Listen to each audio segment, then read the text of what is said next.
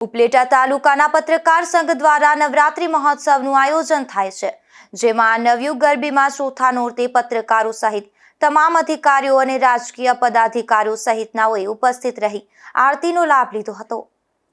ઉપલેટા તાલુકા પત્રકાર સંઘ આયોજિત નવયુગ ગરબી સતત 47 વર્ષથી અવિરતપણે ચાલતી એકમાત્ર પ્રાચીન ગરબી છે, જે વર્ષોથી જૂનવાણી રીતિ રિવાજો અને પ્રાચીન અર્વાચીન રાસ ગરબા માટે ખૂબ જ લોકપ્રિય છે, જેમાં પ્રાચીન ગરબામાં સાલાવાડ, ઊંચી રબારણ તેમજ કાળી દાંડીનો ડમરો જેવા રાસ નાની બાળાઓ દ્વારા રમવામાં આવે છે, જ્યારે કાળી દાંડીનો ડમરો અહીંનો ખૂબ જ ફેમસ અને પ્રચલિત રાસ હોય છે, જેને જોવા માટે ઉપલેટા સહિત આસપાસના ગ્રામ્ય વિસ્તારમાંથી પણ લોકો બહોળી સંખ્યામાં ઉમટી પડે છે। ત્યારે પ્રાચીન ગરબી નિહાળવા ઉપલેટા પત્રકાર ગ્રુપ સહિત તમામ આગેવાનોનું ઉપલેટા પત્રકાર સંઘ દ્વારા પરંપરાગત રીતે ઉપહારણા ઉઢાડી સન્માન કરવામાં આવ્યું હતું। નમસ્કાર, હું ભાવિન બોમતારિયા। નવયુગ યુવા ગરબી અમારી વર્ષોથી ચાલુ છે। છેલ્લા 47 વર્ષથી ચાલતી અવિરત અમારી ગરબી, અને અમારી ગરબીની ખાસિયત એ છે કે પ્રાચીનની સાથે સાથે અર્વાચીન રાસને પણ અમે એમાં સમાવેશ કરેલો છે, કે જેને આજકાલના સમયમાં ગરબી શું છે એ આપણે ભૂલતા જાય છીએ।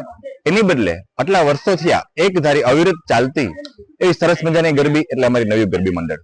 અમારી નવયુગ ગરબી મંડળની બીજી ખાસિયત એ છે કે જે પણ બાળાઓ અમારી ગરબીમાં હોય છે એ કોઈ પણ બાળા પાસેથી અમે કોઈ પણ પ્રકારની ફી વસૂલતા નથી, તેમજ અમારી પાસે જે સંગીત ટીમ છે એ પણ કોઈ પણ પ્રકારનો ચાર્જ લેતી નથી, અને અમારા આસપાસના દરેક મિત્રો, દરેક આસપાસમાં રહેતા રહેવાસીઓ પોતાનાથી જે પણ કંઈ બને છે એ પ્રકારની સપોર્ટ કરે છે, અને એવી સરસ મજાની અમારી ગરબીનું આયોજન થાય છે।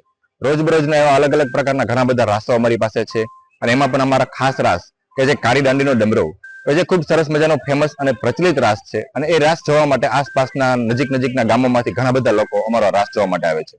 નમસ્તે, મારું નામ દ્રષ્ટિ ચાવડા છે। હું અહીં કેટલા 5 વર્ષથી રહું છું। હું અહીં નવયુગ ગરબીની બાળા છું। અહીં અર્વાચીન અને પ્રાચીન રાસો રમવામાં આવે છે। અહીં દૂર દૂરથી લોકો અમારા રાસ ગરબા જોવા આવે છે। અહીંના રાસ ગરબા સાલાવડ, ઊંચી રબારણ, ટેપના ઘણા અર્વાચીન અને પ્રાચીન રાસો રમવામાં આવે છે। અહીં છેલ્લે લાણી પણ આપવામાં આવે છે। અહીંની બાળાઓ પાસેથી કોઈ પણ ફી લેવામાં આવતી નથી। અમે પહેરેલા પહેરવેશ અહીંથી જ આપવામાં આવે છે। અહીં મને ખૂબ મજા આવે છે।